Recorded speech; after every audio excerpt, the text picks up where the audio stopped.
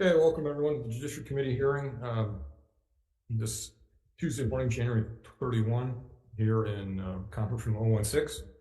My name is Carl Rhodes. I'm chair of the committee. The other members of the committee are Senator Elefante, who's the only other one here at the moment. As noted, this hearing is being streamed live on YouTube. For those who are testifying remotely, if we have any technical difficulties, and we'll try to get back to you if we can. If we have a major collapse of technical problems, we'll come back on Thursday at February 2 and 10 a.m. in this room 016, and a public notice will be posted on the legislature's website. For those testifying remotely, all testifier audio will be muted and video disabled until it is your turn to testify. And we do have a 2-minute time limit for both a remote and in-person testimony, but oftentimes members do have questions, so if you can hang around after you've made your 2-minute presentation, and that would be great. Okay. If that's it for now, we'll go ahead and start with SB 181. This makes some appropriations for county ethics, provides a one-time grant and aid to the respective ethics boards of counties in all 4 counties. First up on SB 181 is Robert Harris, State Ethics Commission Executive Director. Good morning.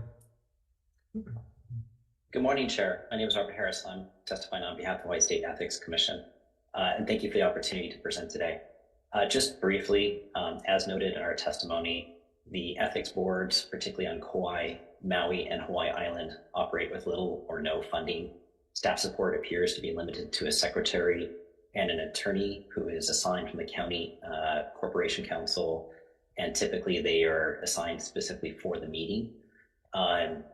The perception around public corruption and integrity of government usually doesn't see the lines between county and state. And I think this is the purpose of this bill is to try to ramp up efforts in a very quick way. The intent is it's a one-time grant. It's intending to try to get the counties to hire staff and then start the process of sort of funding themselves over time. Understand some of the concerns about this bill, but again, I think the purpose is well meant, and happy to answer any questions you might have. Okay, thank you very much. And next we have Jan Yamani for the City and County of Honolulu Ethics Commission with comments. Next we have Judge Daniel Foley for the Commission to Improve Standards of Conduct. In support, next we have Judith Mills Wong for the League of Women Voters. Also in support, next we have Joshua Wish for Olomua Collective. We stand on our testimony in support, Chair. In support, thank you. Next we have Lynn Matisow in support. That's all the testimony we have on SB 181. Anyone else here to testify on SB 181? Seeing none, members, questions?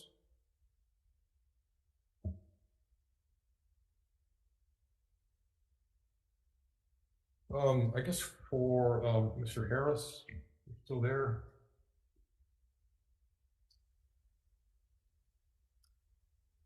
I am. Thank you, Chair. Great. So what amount of money do the ethics boards need, especially the neighbor island ones?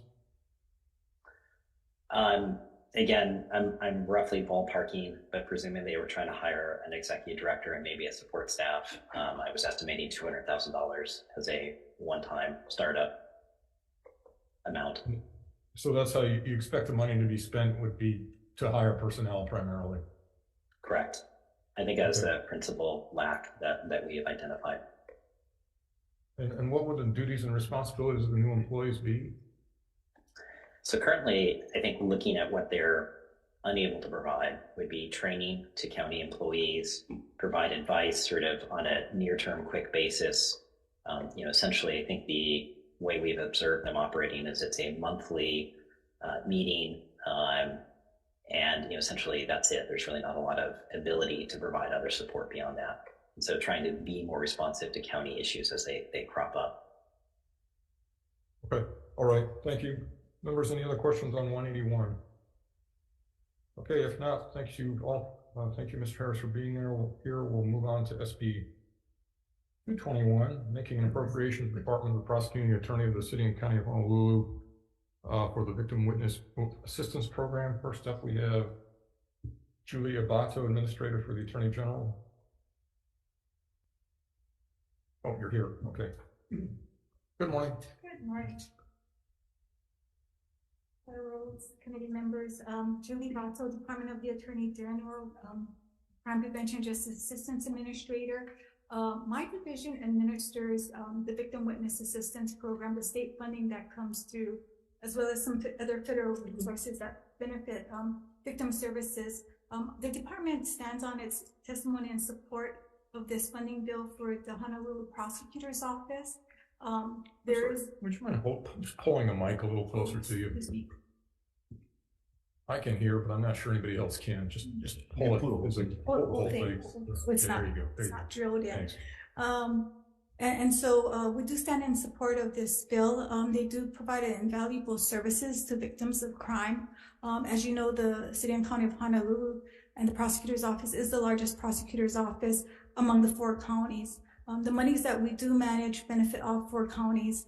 We do understand this bill is for the City and County of Honolulu prosecutor, but we still think it's a benefit that otherwise is not there. The funding stream for the Victim Witness Program has not kept up with the times, just simply put. So if you have any questions regarding the state program, I'm available to answer. Well, thank you. We usually do questions at the end. If you can hang around for a few minutes, that'd be great. Sure. Thank you. Next up, we have Trisha Nakamatsu for the Prosecuting Attorney, City and County. Good morning. Good morning, Chair. Committee Deputy Prosecutor Trisha Nakamatsu on behalf of the Honolulu Prosecuting Attorney's Office.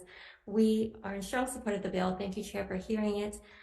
This is a bill that we typically submit every year to make up the difference between what it actually costs us to fully fund the Victim Witness Kokua Services unit and what we are typically given as a base budget from the AGs. As Ms. Ibato mentioned, these are very critical services. If you can imagine being the victim of typically violent crime, or it could be certain types of theft and fraud, those kind of things as well. And basically getting thrown into the system, possibly through no doing of your own, simply because you were the victim of a crime, not understanding the system, not understanding why things are taking so long, why things aren't happening as you might think that they would. All of that is explained, and services can be referred by these victim witness counselors who are specially trained, typically have a social work background, and they have various certifications that specially qualify them to deal with victims. Particularly, there's been a lot of emphasis in trauma-informed care in recent years. Okay. So we're available for questions, if any. The amount that we are asking for, as indicated in our testimony, is $736,785. Okay, thank you. Thank you.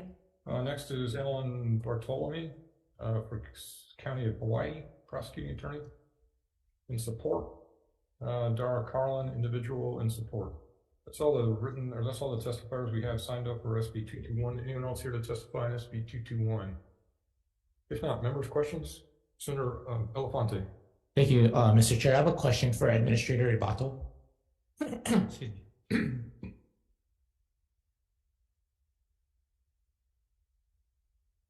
Thank you for coming back up, and thank you for your testimony. I'm just curious to know, being that this is my first year in the legislature, how come the Department of Attorney General doesn't put it in, and why do you have to come annually before the legislature for the difference in funding? There's quite a bit of a process to increase state program funding, and so even within our department, and then recommendation to increase funding goes to the governor's office, to Department of Budget and Finance, and then the question becomes when it makes it over to the ledge.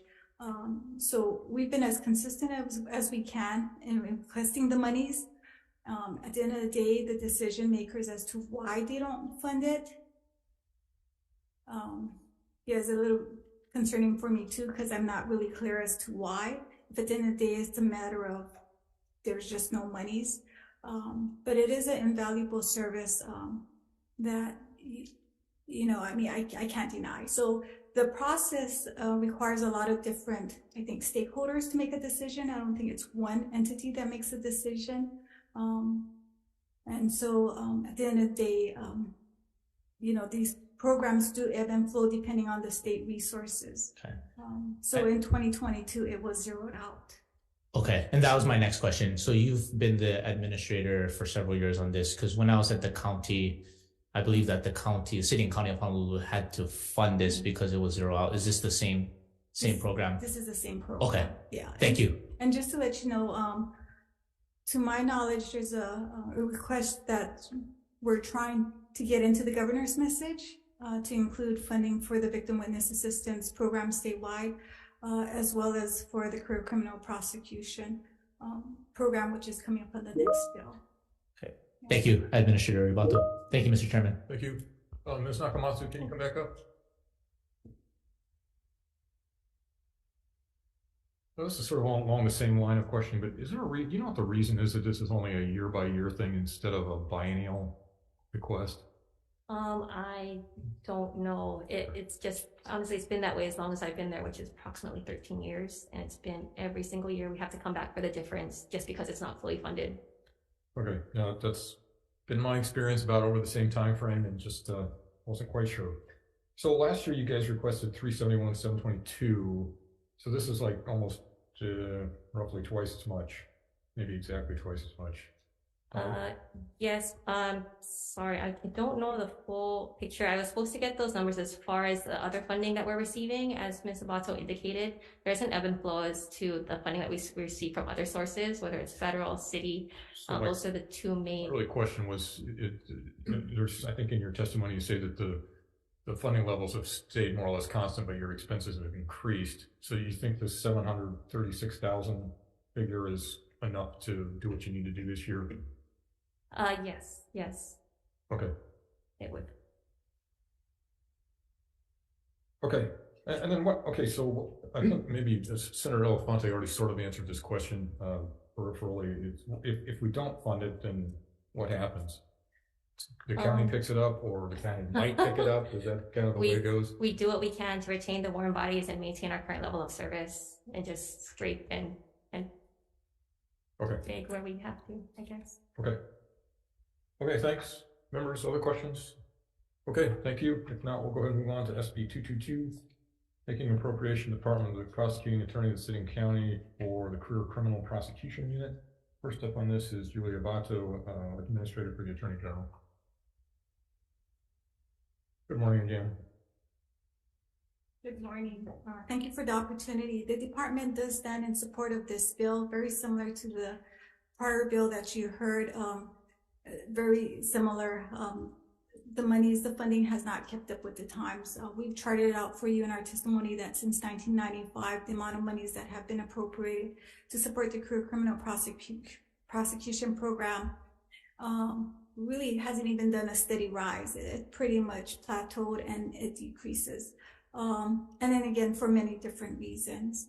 So we do ask for your support to fund this bill. Okay, thank you. Next is Tricia Nakamatsu for City and County Honolulu Prosecuting Attorney. Morning again. Good morning, Chair, members of the committee. Deputy Prosecutor Tricia Nakamatsu, appearing on behalf of the Honolulu Prosecuting Attorney's Department. Thank you again, Chair, for hearing this bill. We are in strong support.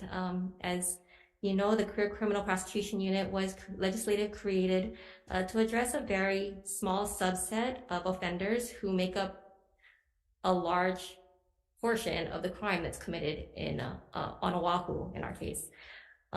These are repeat or multiple felony offenders. It could be things like robbery, burglary, things like that. A lot of the things that we hear about, and possibly you hear about as well from your constituents, that these people just keep coming back and nothing ever seems to happen. So we make sure that this unit is manned with some of our most experienced deputies who can move these cases along and get the best possible outcome. Okay, thank you. Thank you. And I'm sorry, the amount that we're asking for is $708,806. Okay, terrific. Thank you.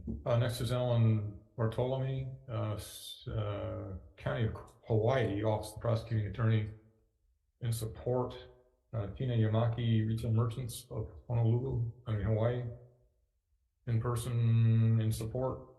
Dara Carlin in support. Gerard So in opposition. Anyone else here to testify on SB 222? Seeing none, members, questions?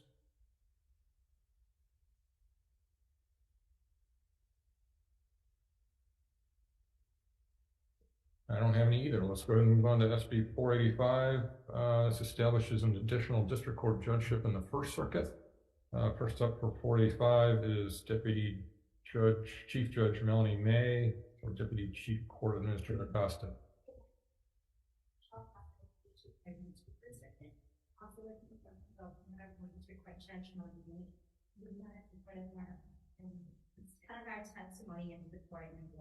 In support. Okay, thank you. Next is Mark Tom for Deputy Department of the Prosecuting Attorney, Honolulu. Good morning. Good morning. Chair, members of the committee, Deputy Prosecuting Attorney Mark Tom for the department. I apologize for the late testimony. Just wanted to let the committee know we do stand in support of this bill in assigning another district court judge. Just over the years, just some examples of that they've assisted us is when we did have an influx of OVUII bills, that was a few years ago. They did open overflow courts so we could continue with trials. Again, as mentioned already in the judiciary's testimony, as well as our testimony as well, they've also been very vigilant in trying to assist with specialty courts, which kind of address multifaceted issues with individuals within the court system. And with those types of specialty courts require more judges, more staff, more assistants. And I think this is a step forward in trying to provide some of those services to individuals that are in the court system that might need a different type of assistance rather than just the day-to-day operation. So thank you, and we are in support. Okay, thank you. Next is Rhonda Griswold, President of Hawaii State Bar Association.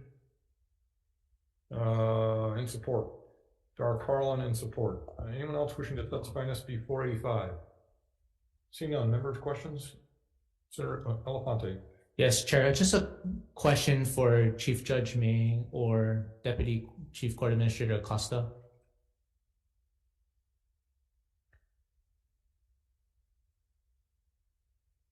Hi, great morning.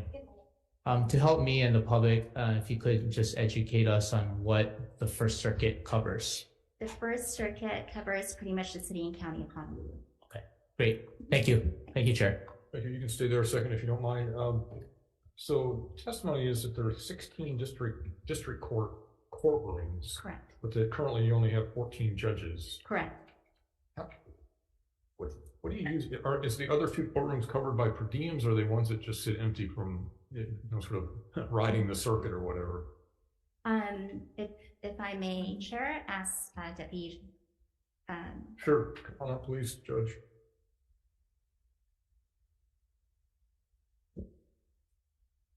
Good morning, Chair. Good morning, Senators. So the question basically is, do you have more? It looks like you have more district court courtrooms than you have district court judges, and I was just curious about that. So correct. Currently, there are 16 district court courtrooms on Oahu. We are not able to utilize every single courtroom every single day. So by way of example, we have 10 courtrooms in Honolulu. Currently, we are only able to use 9. We have 2 courtrooms in Ewa. One day in Ewa, we can only staff it 3 days a week. The other courtroom, we staff it 4 days a week. We have 2 courtrooms in Kaneohe. Neither of those courtrooms can be staffed 5 days a week. We have 1 courtroom at the Waianae District Court, which is in the Kapolei Judiciary Complex. That courtroom is currently staffed 5 days a week. Building onto our testimony, we have done as much as we can with the resources that we can to adjust changing needs within the community. So by way of example, we've tried to expand community outreach court. As you might imagine, when we hold community outreach court, it requires that the judge be taken out of a courtroom. In order to fully expand that courtroom or other types of programs, either it means closing down courtrooms, which means reducing services in terms of our day-to-day bread and butter, or it means adding resources so that we can address the changing needs in the community. We're also looking ahead to the future where the Wahiawa complex will then have 2 courtrooms. That would increase the number of courtrooms, but without an additional number of judges, we might not be able to use it to its full potential. So you expect, if this bill passes, then you expect that judge to make the match closer? It'll get us closer to being able to provide more consistency throughout all of the courts, including the rural courts. Sure. It will also give us some capacity to expand existing programs and to maybe build on other programs that people haven't even thought of. Do the current do the per diem judges use these courtrooms or do they use some other courtroom? The per diem judges use those courtrooms. Use them too. You Okay. can think of them similar to they're a substitute judge. Right. So if you imagine you had a school with 18 classrooms, only 16 teachers, but you had class in all 18 courtrooms, then you need to have substitute teachers cover. All right, thank you. Members, any other questions? If not, thank you very much for being here. We'll move on to the next bill, which is SB Thank you. 486, relating to the safety of judiciary personnel, prohibits in certain circumstances the publication of the personal information of state and federal judges and other judicial staff whose duties put them at risk for acts of violence or threats. First up on 486 is Thomas Berger, Staff Attorney, Hawaii Supreme Court. Good morning. Good morning, Chair Rhodes and committee members. My name is Thomas Berger. I'm a staff attorney at the Hawaii Supreme Court, testifying for the judiciary in support of Senate Bill 486. As outlined in the written testimony, there's been some tragic events at judges' homes in the mainland. And in response, Congress recently enacted legislation to protect federal judges. Senate Bill 486 before this committee does not go as far as this new federal legislation and would only provide a limited remedy for the removal of personal information such as a home address from the internet where there's a clear risk of harm or violence to a judge, probation officer, or public guardian. In conclusion, the judiciary supports Senate Bill 486. We would respectfully request the committee pass the measure. I'm also available for any questions. Great, thank you very much. Next is Rhonda Griswold, President of Hawaii State Bar Association. In support, next is Robert Cavaco for SHOPO, State of Hawaii Organization of Police Officers. Also in support, Dara Carlin in support, and that's all the people who signed up. Anyone else wish to testify in SB 486? Seeing none, members, questions? I have a question for Mr. Berger, if you don't mind coming back up. So this is not the first time this bill or a similar bill has been introduced. And in past years, I think part of the reason it failed was that it was focused pretty much entirely on the judges and the judiciary staff. And this bill, again, is focused on judiciary and the judiciary staff. And in fact, your testimony asks us to pass it as is. Why is that? Why is that, considering the past history of bills like this? Okay, so Senate Bill 486 came out of the task force, and the task force had a very narrow mission that was focused on the judiciary. So the judiciary is able to testify based on its own experience with judges and probation officers, but we're open to certainly an expanded bill that would cover, other state employees as well.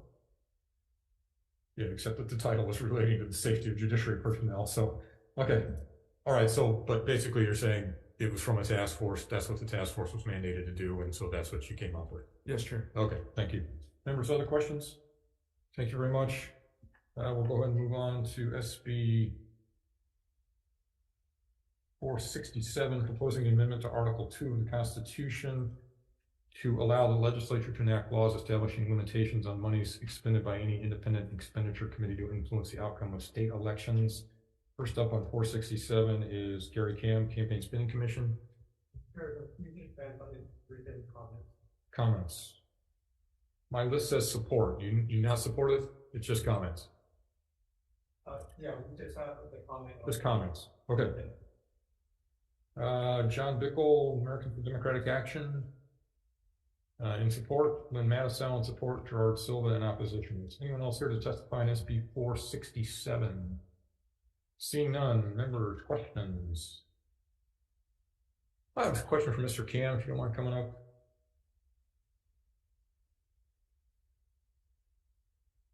I'm just refreshing my memory on the distinction here. So there are a couple of different kind of independent expenditure organizations, correct? Well, there are independent expenditures only committees, and there are the ballot issue committees, which I would say that their spending is usually independent. And then there are other PACs that can do both expenditure. I mean, can both make donations to campaigns and do independent expenditures as long as they're not coordinated. Yes. Okay. Okay, so there's really three separate things going on then, I guess. Yeah. Okay. All right.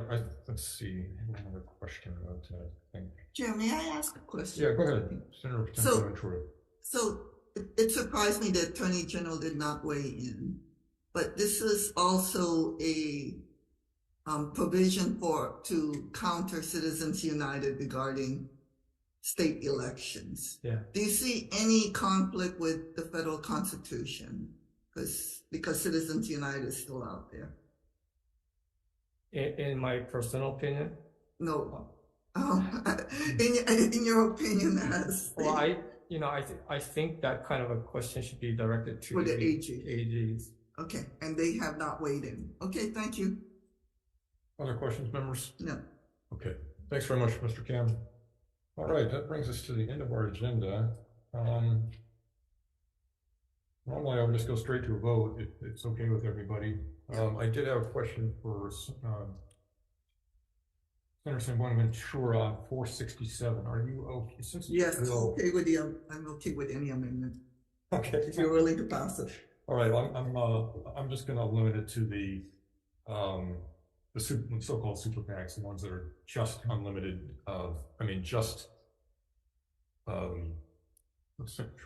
having an AARP moment here. The ones that just spend money and on influence on elections. Is that a correct characterization, Mr. Cam? Yeah. Yeah, okay. Anyway, we'll get to that at the end. The other ones are fairly straightforward. So starting with SB 181, this makes an appropriation for county ethics, provides one-time grants and aid to the respective ethics boards of the counties of Kauai, Maui, Oahu, and this one, Kauai, Maui, Hawaii, and Oahu. Recommendation here is to go and pass it out with some amendments. We'll change it so that it does cover Oahu as well, and we'll add in some language in the preamble that will include ethics boards of Maui, Kauai, Hawaii, and Oahu to hire paid staff who can take the responsibility of securing from their respective counties' future ethics board spending. Such a one-time investment by the state would therefore lead to long-term financial stability for the county ethics board, and a couple of other minor things. And then in the committee report, we'll put in $200,000 for each county, and we'll put in a bad date, a deferred effective date of January 1, 3000. Questions or concerns? If not, Acting Vice Chair Elefante. Okay, Chair recommendation, Senate Bill 181 is to pass with amendments. Chair Rhodes? Aye. Vice Chair Gabbard is excused. Senator Elefante, I will vote aye. Senator San Buenaventura. Aye. And help me with the correct pronunciation of your last name, Awa. Okay, want to make sure I get it right. Senator Awa. Aye. Measure has passed with amendments. Thank you, members. Next up is SB 221. This makes an appropriation to the Department of the Prosecuting Attorney of the City and County for the Victim Witness Assistance Program. Recommendation is to pass out with some amendments. Will change the description of the funding as a grant and aid instead of a subsidy, and we'll put the dollar amount in the committee report of $736,785 for fiscal 23-24, and we'll put in a deferred effective date of January 1, 3000. Questions or concerns? If not, Acting Vice Chair. Okay, recommendation is to pass SB 221 with amendments. Chair Rhodes. I vote aye. Senator San Buenaventura. Aye. Senator Awa. Aye. Measure SB 221 has passed with amendments. Thank you very much. Next is SB 222, makes an appropriation to the Department of the Prosecuting Attorney of the City and County for the Career Criminal Prosecution Unit. Recommendation here is to pass with an amendment. We'll change the description of the funding as a grant and aid instead of a subsidy. We'll put the dollar amount, $708,806 in the committee report, and we'll put on a deferred effective date of January 1, 3000. Questions or concerns? If not, Acting Vice Chair. Okay, recommendation is to pass SB 222 with amendments. Chair Rhodes. Aye. I vote aye. Vice Chair Gabbard is excused. Senator San Buenaventura. Aye. Senator Awa. Aye. Chair, measure SB 222 passes with amendments. Thank you very much. Next is SB 485 relating to judges. Adds an additional district court judge in the First Circuit, which is Oahu. Recommendation here is to pass as is. Questions or concerns? If not, Acting Vice Chair. Okay, Senate Bill 485 passed unamended. Chair Rhodes. I vote aye. Senator San Buenaventura. Aye. Senator Awa. Aye. And Vice Chair Gabbard is excused. Measure SB 485 has passed out unamended. Thanks very much. Next is SB 486 relating to safety of judiciary personnel prohibits in certain circumstances the publication of the personal information of state and federal judges and other judicial staff whose duties put them at risk for acts of violence or threats. Recommendation here is to go ahead and pass it unamended. Questions or concerns? If not, Vice Chair. Okay, Chair's recommendation is to pass unamended SB 486. Chair Rhodes. I vote aye. Senator San Buenaventura. Aye. Senator Awa. Aye. Vice Chair Gabbard is excused. Senate Bill 486 is passed unamended. Thanks very much. Next is the last bill on the agenda, SB 467. This proposes an amendment to the Hawaii State Constitution to allow the legislature to enact laws establishing limitations on monies expended by any independent expenditure committee to influence the outcome of a state election. Our recommendation is to pass with an amendment, or with some amendments.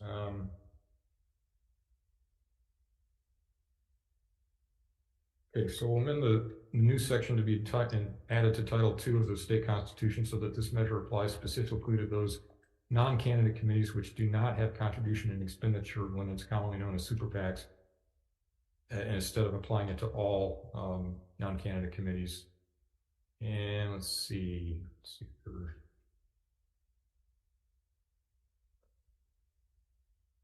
And then we'll amend the question that could be put on the ballot to reflect the changes made in the new section.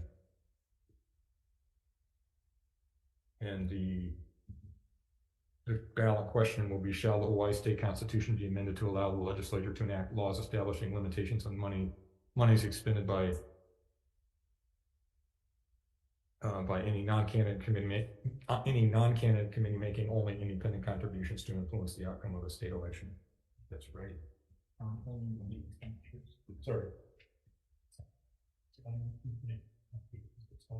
Okay, I'm sorry. I said I'll read it again. This is the question that'll be on the ballot. Shall the Hawaii State Constitution be amended to allow the legislature to enact laws establishing limitations on monies expended by any non-candidate committee making only independent expenditures to influence the outcome of the state election? Okay, so bottom line is we're restricting it to super PACs. Questions or concerns? If not, Vice Chair. Chair's recommendation is to pass SB 467 with amendments. Chair Rhodes. Aye. I vote aye. Senator San Buenaventura. Aye. Senator Awa. Aye. Vice Chair Gabbard is excused. Senate Bill 467 has been passed with amendments. Thank you very much. That concludes our business. Thank you for being here.